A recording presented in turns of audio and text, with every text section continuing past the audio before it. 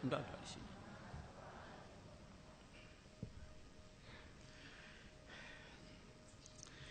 Bismillahirrahmanirrahim. Alhamdulillah. Wassalatu wassalamu ala sayyidina Rasulillah wa ala alihi wa ashabihi al-akhyar.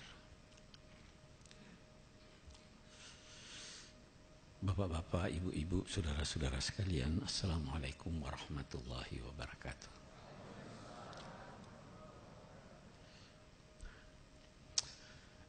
Hari ini kita berkumpul yang pertama untuk peluncuran buku putih. Yang kedua, membicarakan kesefahaman menuju persatuan.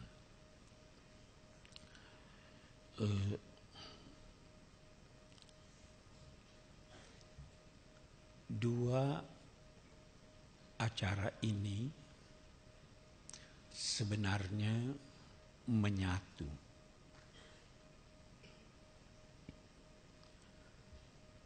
Tidak bisa ada persatuan kalau tidak ada kesefahaman. Tidak bisa ada kesefahaman kalau kita tidak memahami diri kita dan memahami pihak lain.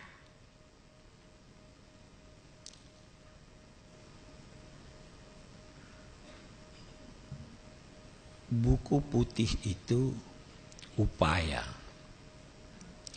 untuk memperkenalkan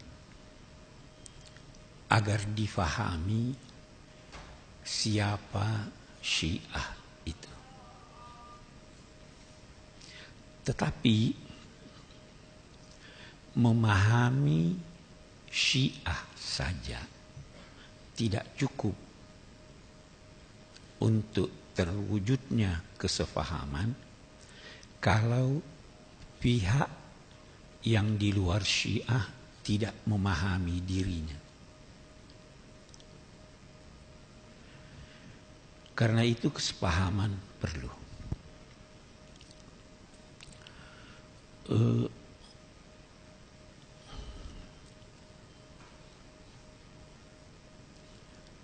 Boleh jadi sebab utama dari apa yang terjadi dalam masyarakat Islam di dunia dan apa yang terjadi di Indonesia itu sebabnya adalah kesalahpahaman. Kalau kita persempit, kesalahpahaman sementara orang-orang Syiah terhadap mazhab mereka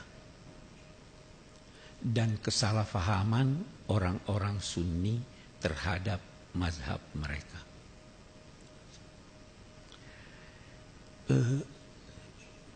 Mari saya berusaha memperjelas persoalan.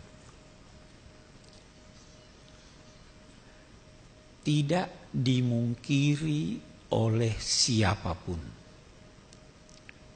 bahwa Syiah itu atau yang dinamai Syiah itu banyak kelompoknya.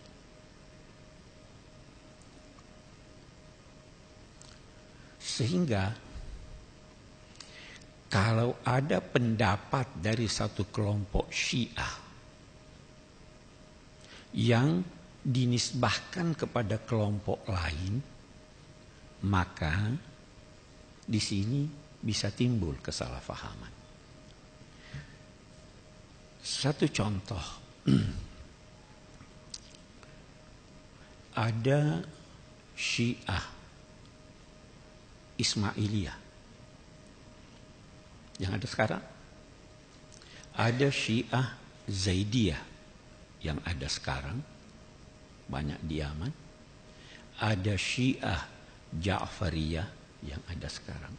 Ada perbedaan-perbedaan antar mereka sekarang ini. Dulu ada Syiah Al-Khattabiyah.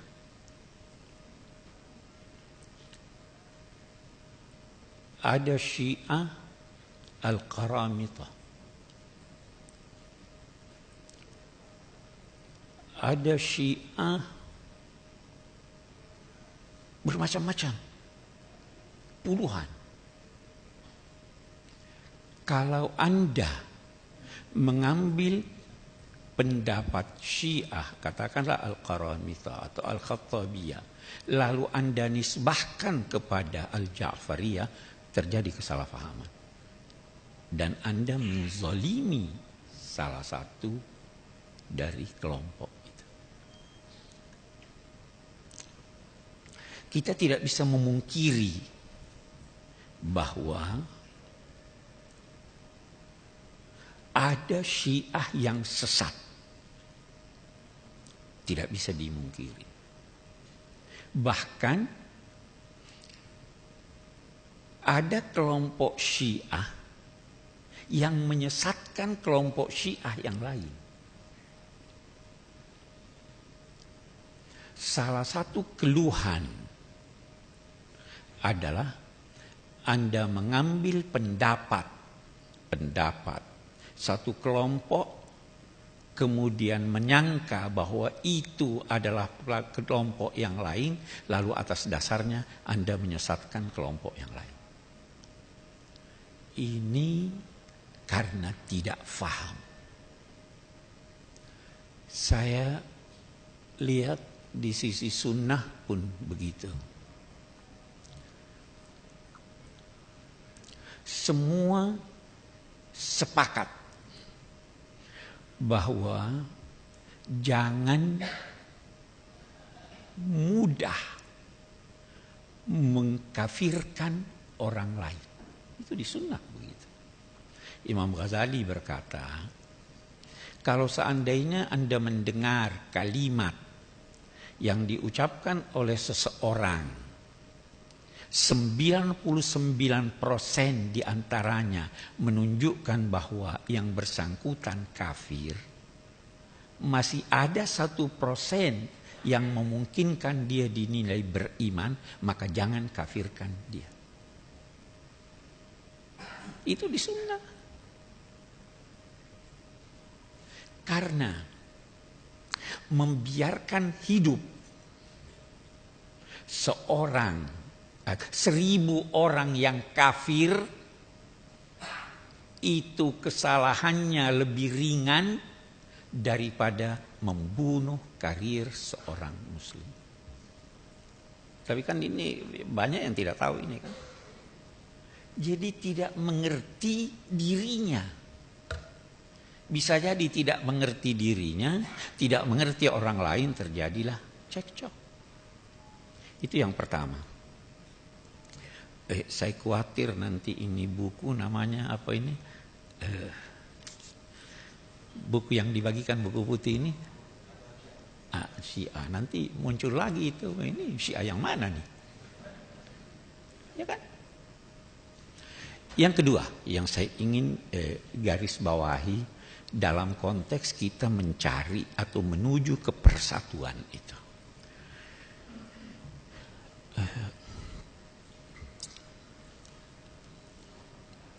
Ada perkembangan pemikiran. Ada perkembangan pemikiran. Karena pemikiran apapun termasuk pemikiran keagamaan dipengaruhi oleh banyak faktor.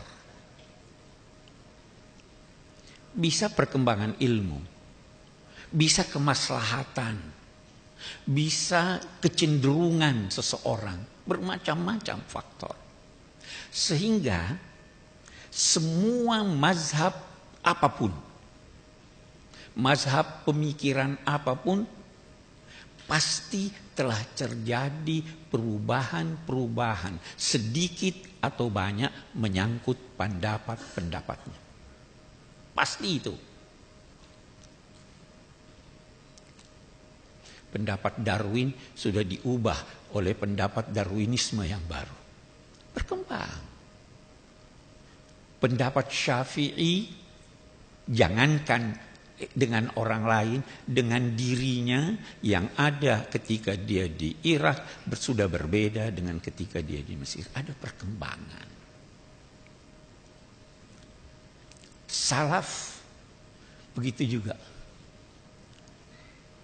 Banyak salafiyah yang sekarang itu berbeda pandangannya dengan pendapat salafi Imam Ahmad ibn Hanbal.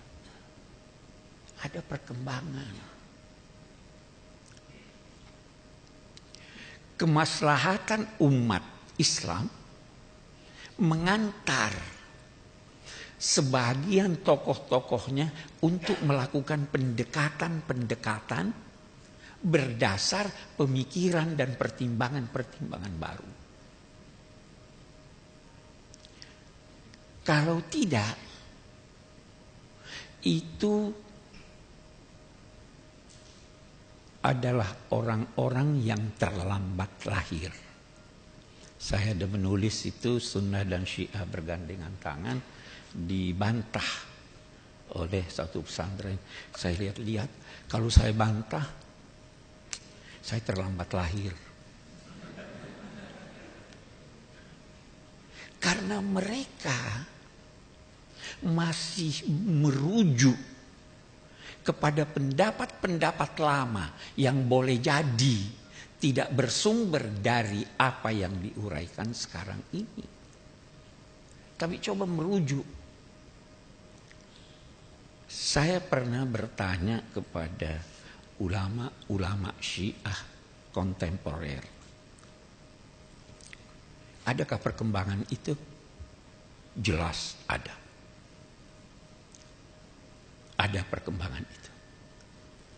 Misalnya, coba baca tulisan Imam Khomeini menyangkut taqiyah.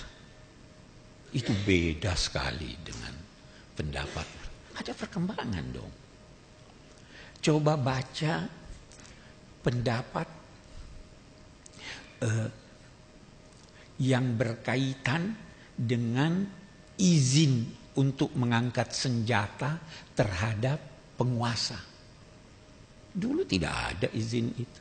Tidak boleh sampai datang imam.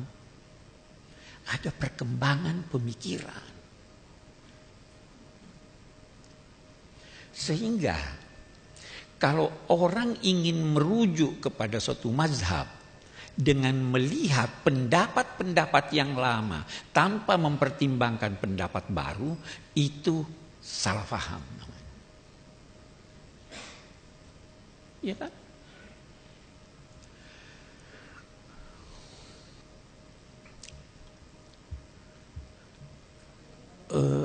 Yang ketiga, kita harus membedakan antara pendapat intelektual ulama cendekiawan dengan pendapat orang awam. Itu harus dibedakan. Kata guru saya, Syekh Abdul Halim Mahmud, ada bukunya At-Tafkirul Falsafi fil Islam. Beliau berkata, kita tidak bisa menilai orang-orang Perancis itu dan pemikiran-pemikirannya dengan memperhatikan orang-orang di desa-desa Perancis yang bodoh. Tidak bisa dong. Kita tidak bisa menggambarkan, kata Syekh Abdul Halim Mahmud, menggambarkan pemikiran orang-orang Mesir yang masih telanjang kaki, padahal ada cendekiawan-cendekiawannya yang begitu hebat pemikirannya. Nah, kesalahan kita lagi di sini, kesalahpahaman di sini. Seringkali kita mengukur pendapat suatu kelompok tidak merujuk kepada pendapat ulama-ulamanya. Bisa jadi di Sunni, bisa jadi di Syiah. Tidak mungkin ada kesepahaman kalau seperti itu halnya. Rujuklah, itu sebabnya bagus. Rujuklah kepada pendapat ulama kelompok yang muktabar. Jangan merujuk kepada kelompok apapun namanya yang sebenarnya tidak diakui dia sebagai ulama. Dan itu banyak.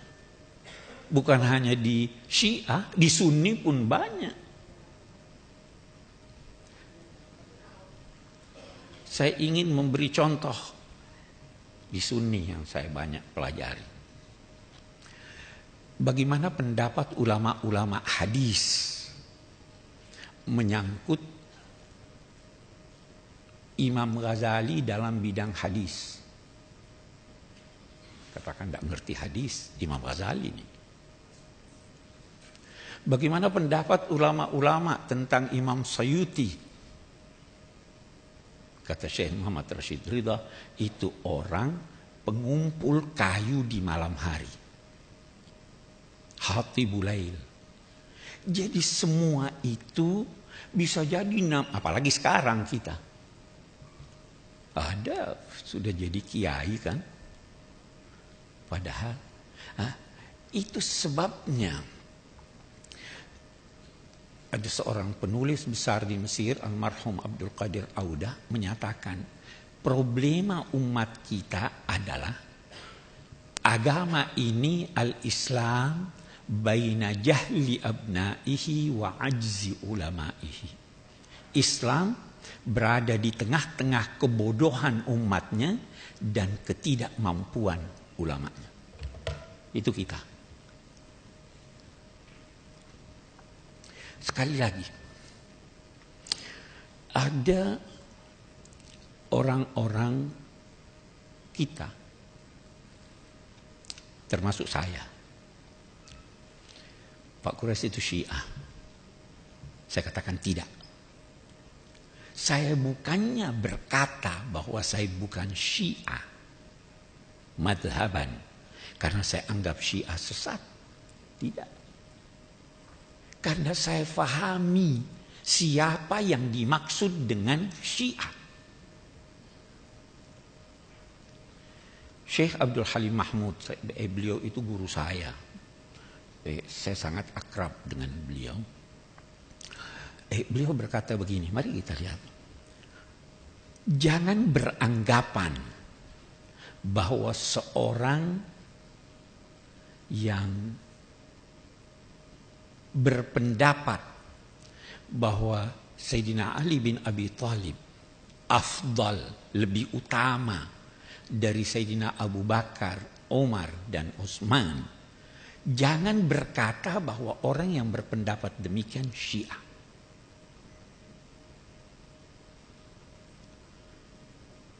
Karena, kita lihat tulis Syekh Abdul Halim Mahmud. Karena sejarah menunjukkan ada kelompok Mu'tazilah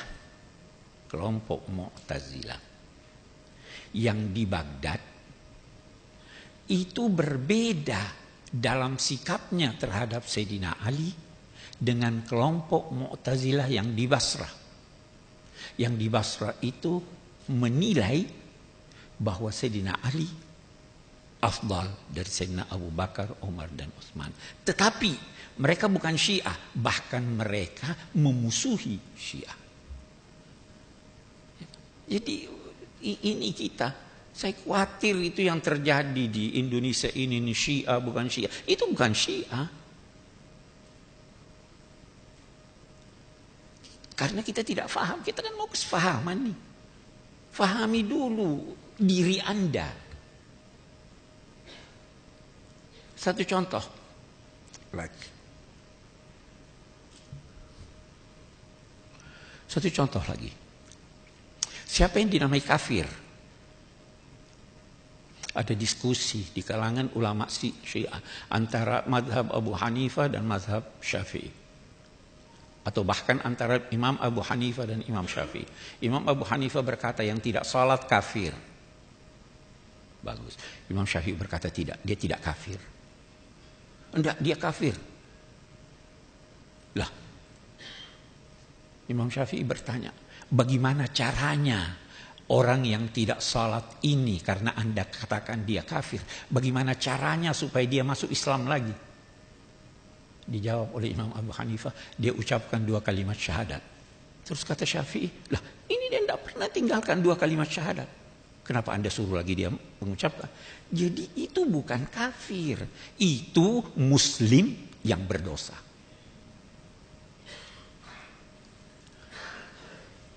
Kita semua yang mengaku muslim, bahkan orang kafir pun dalam konteks menghadapi umat Islam tidak jarang merujuk kepada Al-Quran. Tidak jarang. Muslim semua merujuk kepada Al-Quran. Tapi tahukah saudara bahwa salah satu sebab perbedaan antara umat Islam adalah Al-Quran? Yang menjadikan kita beda itu Al-Quran.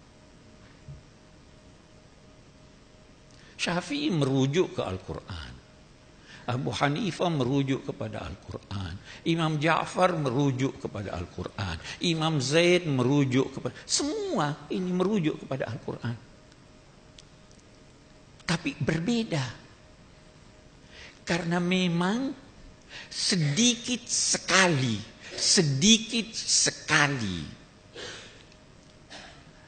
kesimpulan-kesimpulan yang diambil dari Al-Quran dan Sunnah itu yang pasti begitu. Lainnya itu kemungkinan.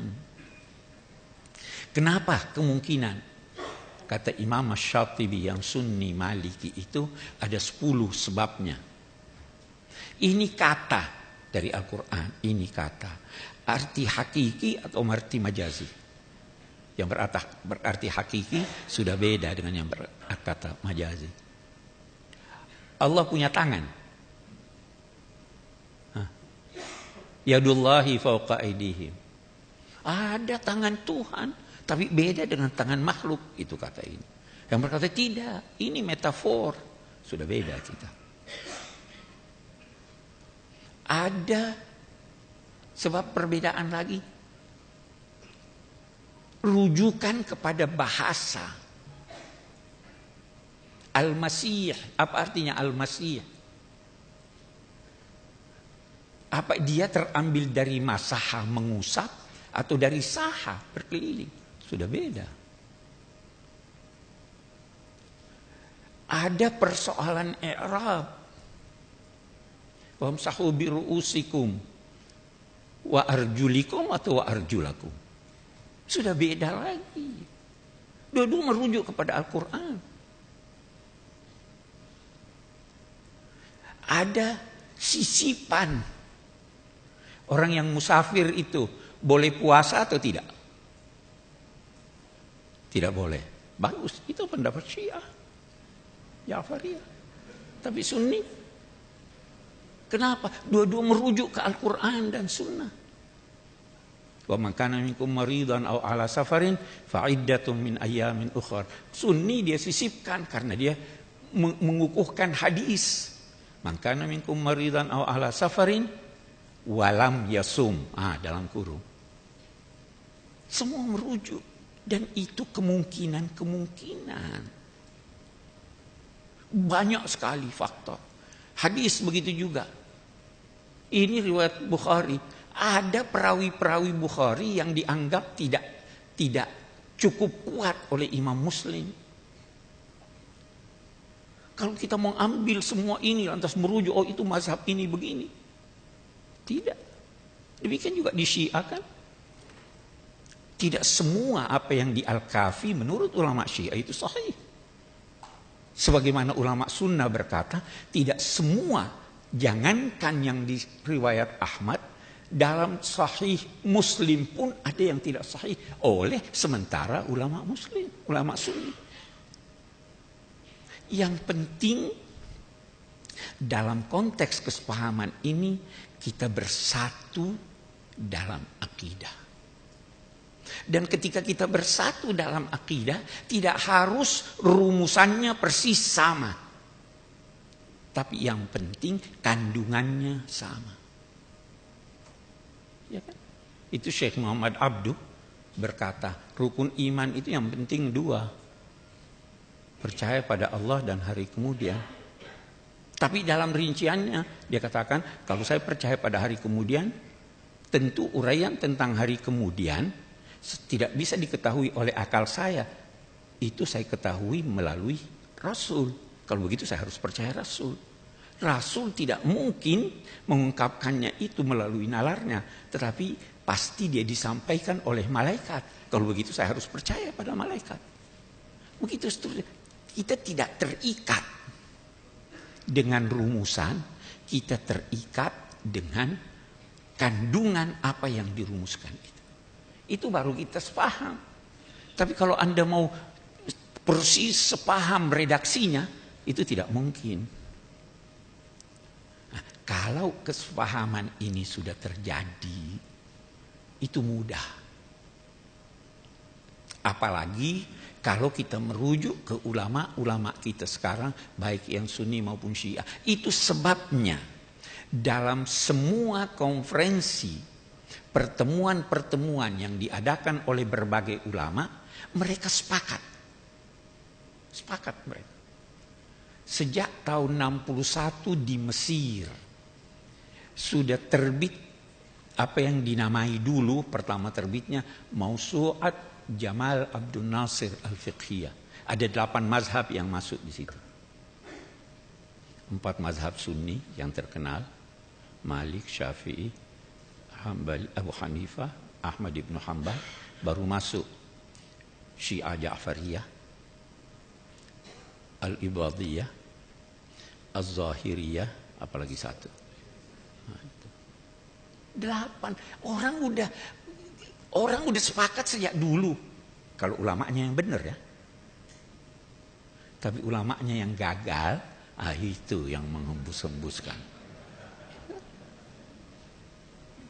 Saya kira itu yang dapat, saya tidak ingin berpanjang-panjang. Sekali lagi, semua pihak harus kembali kepada kesepakatan-kesepakatan yang selama ini sudah sangat baik diambil. Ada kesepakatan di Turki, ada kesepakatan di Saudi Arabia, ada kesepakatan di Qatar. Semuanya itu merujuk ke sana, dan kita harus mampu untuk menjelaskan kepada masyarakat kita, apalagi kepada orang-orang awam, bahwa sebenarnya kita bersaudara, tidak perlu ada saling tegang. Sorga terlalu luas sehingga tidak perlu hanya memonopoli sorga untuk diri saudara. Wassalamualaikum warahmatullahi wabarakatuh.